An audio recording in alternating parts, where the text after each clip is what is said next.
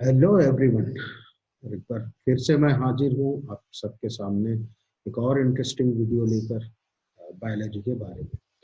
इससे पहले हम और आगे बढ़ें बायोलॉजी के बारे में, बेहतर है कि हम ये जान लें कि पिछली कक्षा में हमने क्या क्या चीज़ें पढ़ी हैं, फिर हम एक नए टॉपिक की आज शुरुआत फिर से करेंगे। तो पिछली कक्षा में हमने जो पढ़ा है, जिसके बारे में जाना है, वो पिछली क्लास की हमारी हिस्ट्री बायोलॉजी की। और उस हिस्ट्री में, जैसा कि मैंने पिछली क्लास में आपको बताया था कि ये बायोलॉजी की हिस्ट्री जो है वो दूसरी हिस्ट्री से अलग नहीं है। तो उस पूरी हिस्ट्री में हमने देखे हिस्ट्री के हीरो या इतिहास का नायक रॉबर्ट हुक और उनकी स्टडी और उनका कोशिकीय विज्ञान में या कोशिका के खोज में उनकी जो महत्वपूर्ण भूमिका थी उसके बारे में हमने जाना। इसके बाद हमने देखा एक ऐसे ही इनोवेटर के बारे में हमने जाना जिनका नाम था एंटनी वैन लीeuwenhoek, जो कि एक डच लेंस क्राफ्टर थे जिन्होंने आगे बढ़ के और अपना योगदान दिया नवीनतम माइक्रोस्कोप या सूक्ष्मदर्शी को बनाने में। उन्होंने अपना योगदान दिया। उसके बाद हमने जाना इतिहास के दो अच्छे दोस्त, जो एक पादप विज्ञानी था, दूसरा जंतु विज्ञानी था, बॉटनिस्ट और जो एनिमल टिश्यूज के बारे में दो दोस्त आपस में बात करके कैसे उन्होंने इतिहास बदल दिया और कैसे मानवीय इतिहास में एक नया अध्याय जुड़ा। और उन दोनों दोस्तों का नाम था स्वान एंड शिल्डन। और इन दोनों की थ्योरी को हम जानते हैं स्वान एंड शिल्डन थ्योरी के नाम से, जिन्होंने पहली बार सेल थ्योरी दी और वही आधार है आज के मॉडर्न सेल थ्योरी का। उसके बाद हमने एक और नायक के बारे में जाना जो था रॉबर्ट रीमैक, और वर्चाव के बारे में जाना जो कि बायोलॉजिकल हिस्ट्री के खलनायक कहे जा सकते हैं, जिन्होंने किसी और की स्टडी को अपना नाम देके काफी सारा नाम कमाया। तो ये पिछले कुछ टॉपिक थे जो हमने बायोलॉजी के इतिहास के बारे में जाने थे। उम्मीद करता हूँ कि वो सारे टॉपिक आपको पसंद आए होंगे और वो सारे टॉपिक आपने बेहतर तरीके से मैं समझाने में सफल रहा हूँगा या आप उसको बेहतर तरीके से समझ पाए होंगे। तो आज तक की क्लासेस के थ्रू हम जान चुके हैं कि बायोलॉजी की हिस्ट्री क्या थी, सेल की खोज कैसे हुई थी और किन लोगों ने, चाहे वो किसी भी तरह से हो, किस तरह से मानव इतिहास में एक नया अध्याय जोड़ने में महत्वपूर्ण भूमिका निभाई है और कौन कौन से किसने कौन कौन से योगदान दिए हैं। तो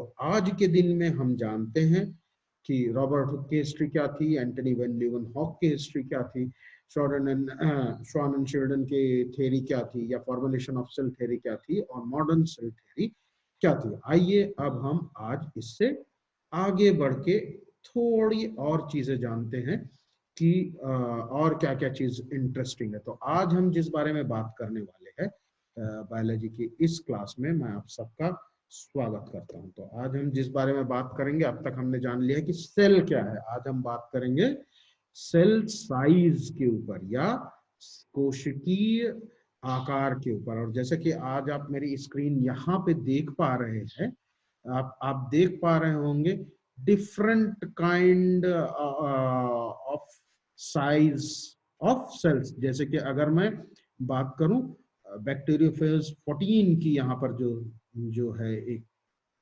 स्ट्रक्चर है, या मैं बात करूं बैक्टीरियोफेज फेज M13 की, तो आप देख पा रहे हैं कि यहाँ जितनी तरह की अलग अलग तरह की संरचना है, चाहे वो रेबीज वायरस की संरचना हो या बैक्टीरियोफेज M13 की संरचना हो या बैक्टीरियोफेज 14 की संरचना हो, आप देख पा रहे हैं कि ये सारे कोशिकाएं जो हैं या ये सारी सेल की साइज अलग अलग हैं। हाँ, इस तरह से हम ये जान पा रहे हैं कि अलग अलग तरह की कोशिकाओं, ऐसा बिल्कुल जरूरी नहीं कि सारी कोशिकाएं एक ही आकार की हो, कोशिकाएं अलग अलग आकार की हो सकती हैं।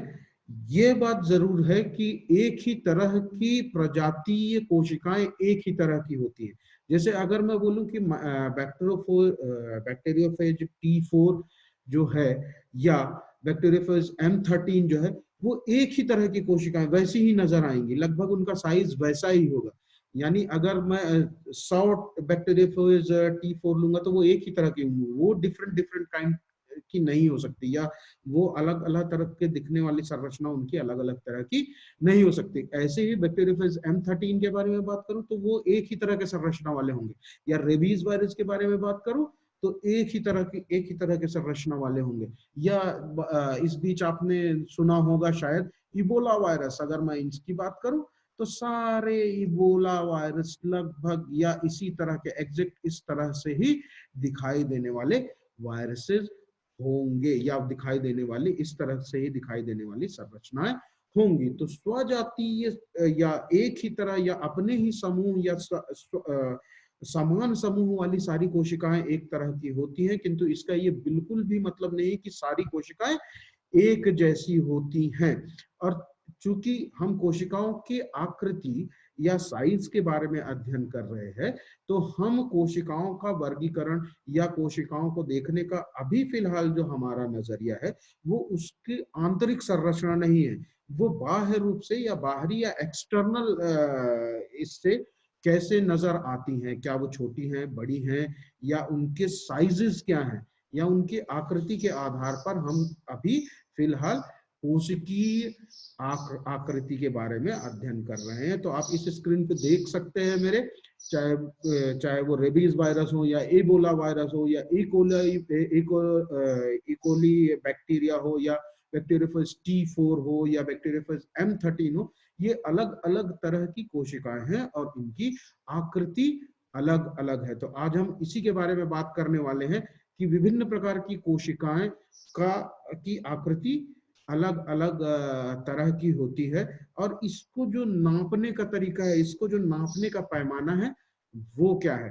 वैसे एक महत्वपूर्ण चीज और मैं आपको बताना चाहूंगा कि इस बीच आप इस कॉर्नर पे, यहाँ पे आप एक रेड ये देख पा रहे हैं, ये है रेड ब्लड सेल, और इसके बाद में कुछ नंबर लिखा है, हर कोशिका के बीच में संरचना के बाद कुछ नंबर लिखा हुआ है। यहाँ पर अगर मैं बोलूं तो यहाँ पर लिखा हुआ है 10,000, फिर NM लिखा हुआ है। यहाँ पर अगर मैं बोलूं तो यहाँ पर लिखा हुआ है 225 NM। यहाँ अगर इस जगह की बात करें तो यहाँ पर है 800 plus 800 into 10, right.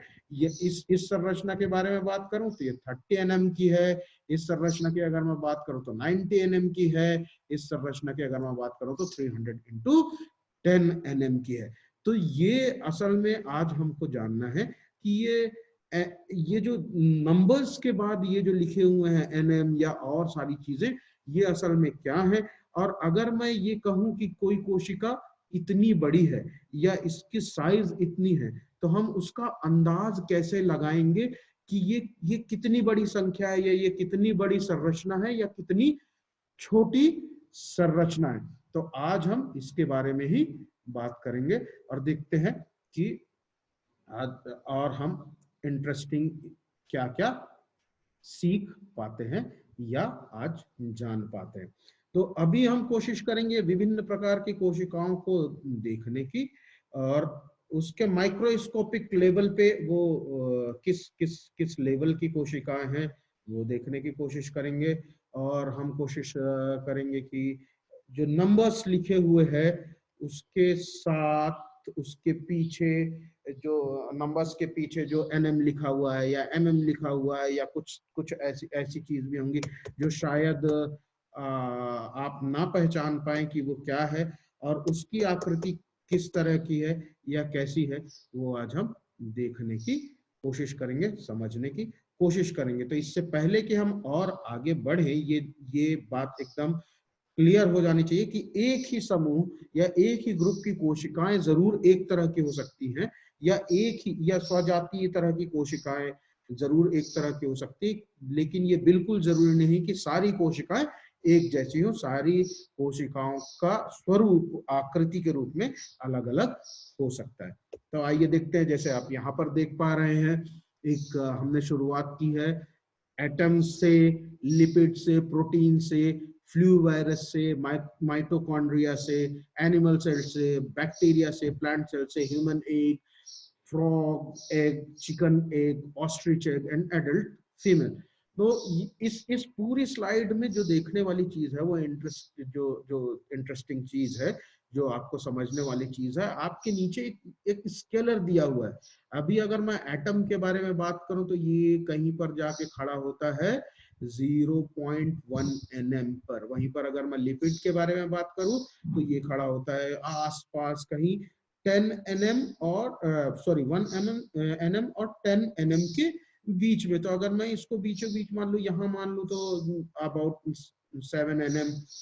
Flu virus अगर मैं मानू तो अबाउट 80 और 80 nm या 70 nm का साइज मान सकता हूँ, राइट। तो आप ये देख पा रहे हैं कि हर एक आकृति के पीछे या बीच में या उसको उसको डिनोट करने के लिए या उसको बताने के लिए यहाँ पर कुछ नंबर्स लिखे हुए हैं।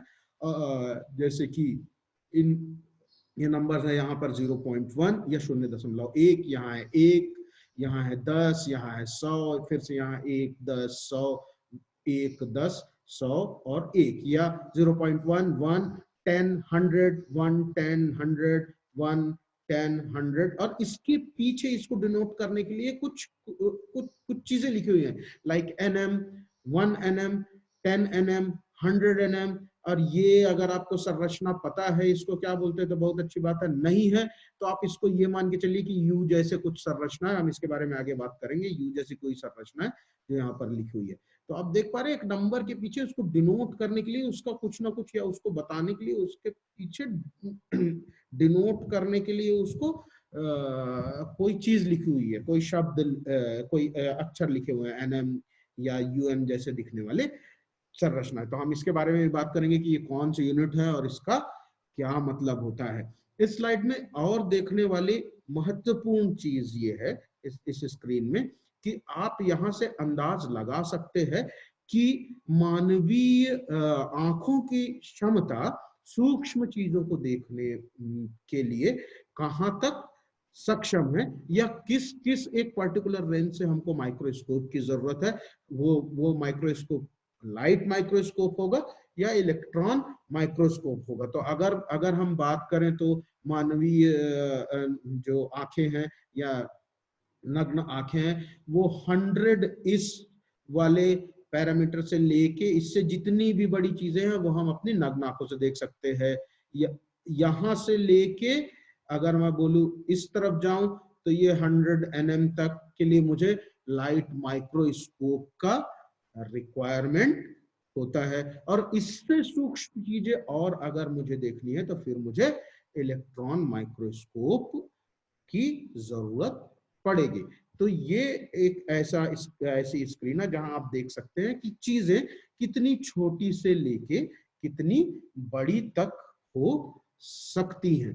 अब अगर मैं बात करूं तो हम लोगों ने यहाँ पर सबसे सूक्ष्मतम चीज की जो शुरुआत की है वो 0.1 nm से शुरुआत की है। अब प्रश्न ये उठता है कि अगर मैं आपको ये कहूं कि किसी आकृति का किसी चीज की साइज या आकृति 0.1 nm है, तो इसका आखिर मतलब क्या है, वो कितनी छोटी है या कितनी बड़ी है, इसका अंदाज हम कैसे लगा सकते हैं, या हमें ये कैसे पता चलेगा कि 0.1 nm कि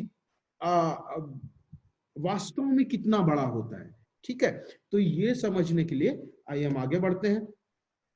हम यहाँ पर बात करेंगे कुछ यूनिट्स की। अब जैसे आप यहाँ पर देख पा रहे थे पिछली स्लाइड में, यहाँ पर लिखा हुआ है 0.1 nm। इस जगह पे क्या लिखा हुआ है 0.1 nm। तो यहाँ पे हम देख सकते हैं 1 nm का को हम फुल फॉर्म क्या हुआ, उसको किसको हम nm लिखते हैं, नैनोमीटर्स को हम nm लिखते हैं, राइट। ये यूनिट्स हैं असल में लेंथ को नापने की। जैसे कि लेंथ को नापने की यूनिट किलोमीटर्स है, वैसे ही अन्य आकृतियों को या सूक्ष्म आकृतियों को नापने के लिए सूक्ष्मतम इकाइयों की यूनिट है, और हम उसी के बारे में पढ़ रहे हैं। तो अगर मैं इस लिस्ट पे पीछे जाऊं तो यहाँ पर 0.1 nm है।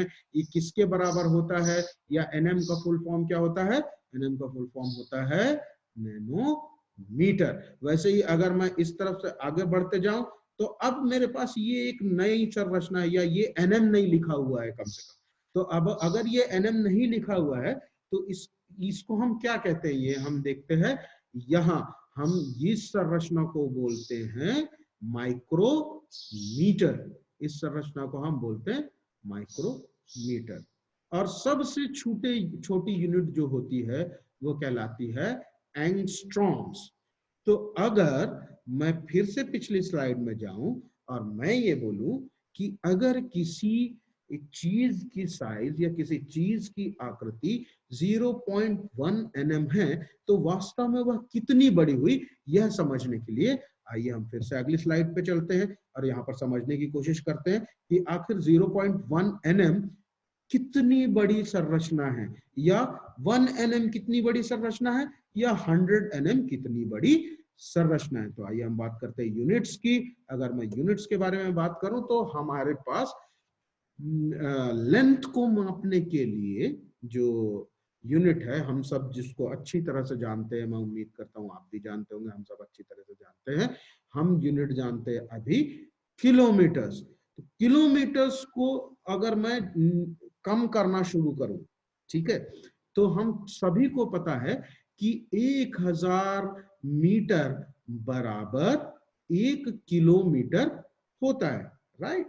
इसी तरह से अगर मैं 1 मीटर को कहूं कि 1 मीटर में कितने सेंटीमीटर्स होते हैं, तो 1 मीटर में 100 सेंटीमीटर्स होते हैं। 1 मीटर में कितने सेंटीमीटर्स होते हैं? 100 सेंटीमीटर्स। इसका यह मतलब भी है कि अगर मैं कहूं कि कोई चीज 1 मीटर के अनुपात में 1 सेंटीमीटर की है, तो मुझे क्या करना पड़ेगा? अगर मैं 1 मीटर से 1 सेंटीमीटर निकालना चाहूं तो मुझे क्या करना पड़ेगा? 1 मीटर को 100 बराबर बराबर भागों में बांटना पड़ेगा। तो 1 मीटर को जब मैं 100 बराबर बराबर भागों में बांटूंगा तब मुझे मिलेगा 1 सेंटीमीटर। अब यहाँ पे आप देख पा रहे हैं इस स्केल में, यहां से लेके यहां तक की दूरी जो है इसको हम बोलते हैं 1 सेंटीमीटर, जो कि 1 मीटर का कितनावां हिस्सा है? 100वां हिस्सा है, या 100th पार्ट है, या 100% है। तो अगर मुझे 1 मीटर में 1 सेंटीमीटर चाहिए तो मुझे 1 सेंटीमीटर को 100 बराबर हिस्सों में बांटना पड़ेगा और उसका एक पार्ट 1 सेंटीमीटर कहलाएगा। वैसे ही अगर मैं कहूं कि मुझे 1 मिलीमीटर चाहिए तो 1 मिलीमीटर क्या होता है? अगर मैं 1 सेंटीमीटर को फिर से 10 बराबर हिस्सों में बांटू, आप यहां पर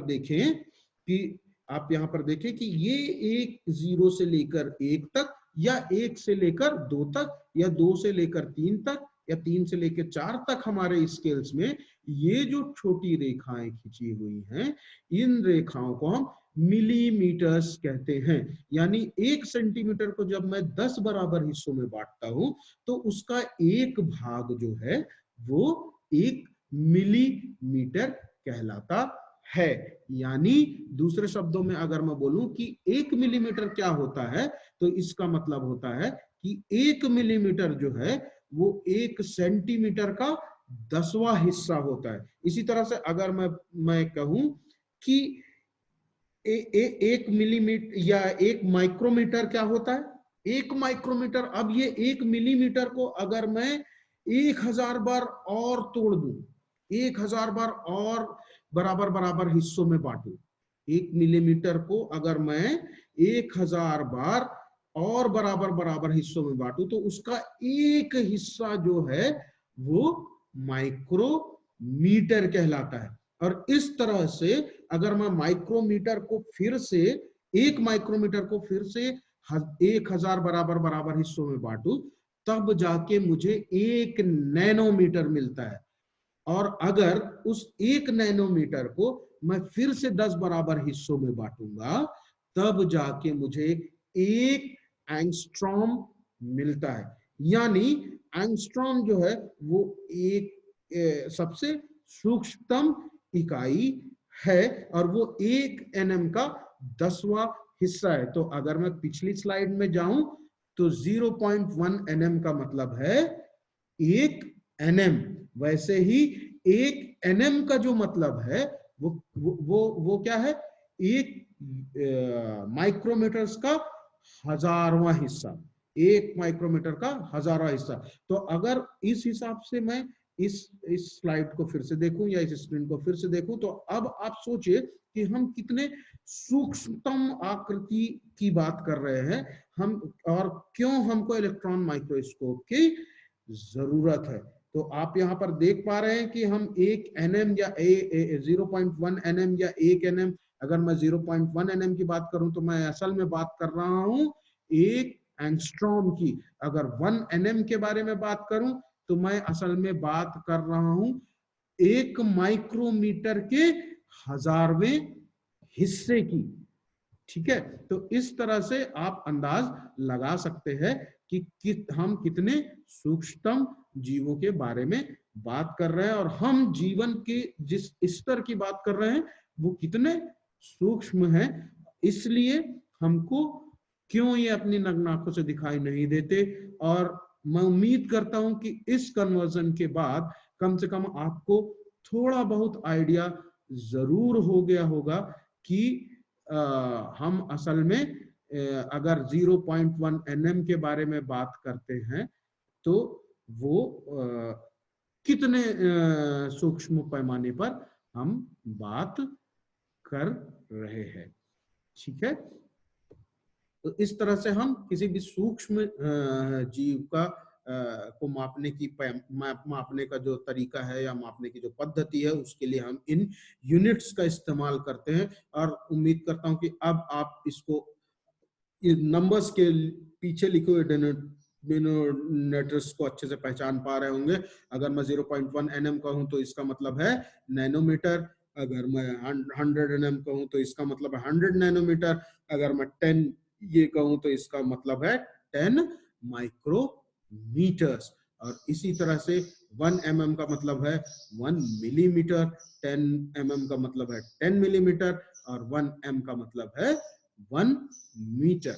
तो अब हमने ये यूनिट्स जान ली कि हम किस तरह से सूक्ष्म इकाइयों के जरिए या इस यूनिट्स के जरिए किस तरह से हम सूक्ष्म जीवों को असल में मापते हैं, या उनकी मापन की इकाई है जिसका हम यूज करते हैं। और वो मापन की इकाई है एंगस्ट्रॉम, नैनोमीटर एंड माइक्रोमीटर। फिर जैसे जैसे हम आगे बढ़ेंगे हम मिलीमीटर्स में, सेंटीमीटर्स में, मीटर्स में, एंड देन फीट्स में, एंड देन किलोमीटर्स में। इस तरह से हम जिस तरह की भी पद्धति हम यूज कर रहे हैं, चाहे वो एसआई यूनिट हो या किसी और तरह की यूनिट हो, उस यूनिट के हिसाब से हम किस तरह से मापते हैं, ये उनकी यूनिट्स है। तो आज हमने जाना कि कोशिकीय आधार पर या उनकी आकृति के आधार पर कोशिका अलग अलग तरह की हो सकती हैं। यह बिल्कुल जरूरी नहीं कि सारी कोशिकाएं एक जैसी हों। हाँ, किंतु यह आवश्यक है कि स्वजातीय या एक जैसे समूह की कोशिकाएं सारी एक जैसी ही होंगी। और आज हमने जो जाना है वो जाना है कि सूक्ष्मतम स्तर पर कोशिकाओं की जो संरचना है वो कितने सूक्ष्मतम स्तर पर हो सकती है। तो ये सब चीज जानने के बाद मेरे मन में कुछ क्वेश्चंस आ रहे हैं। हो सकता है कि आपके मन में भी ये क्वेश्चन आ रहे हो, और अगर आपके मन में ये क्वेश्चन आ रहे हैं तो इसका पता कीजिए कि ये इन क्वेश्चंस के आंसर क्या है, और मुझे जरूर बताइए। तो आइए मिलके हम देखते हैं कि क्या मेरे मन में जो क्वेश्चंस आ रहे हैं वो आपके मन में भी सेम क्वेश्चंस है या कोई अलग क्वेश्चन है। तो देखते हैं। पहला क्वेश्चन जो मेरे मन में आ रहा है वो ये आ रहा है कि आखिरकार कोशिकाएं इतनी छोटी ही क्यों होती है, क्यों नहीं बहुत बड़ी कोशिकाएं होती हैं। ठीक है, दूसरा क्वेश्चन जो है वो मेरे मन में है कि एक कोशिका कितनी न्यूनतम स्तर तक छोटी हो सकती है, और कितने अधिकतम स्केल पे या कितने अधिकतम स्तर पर, संरचना के स्तर पर बड़ी हो सकती है।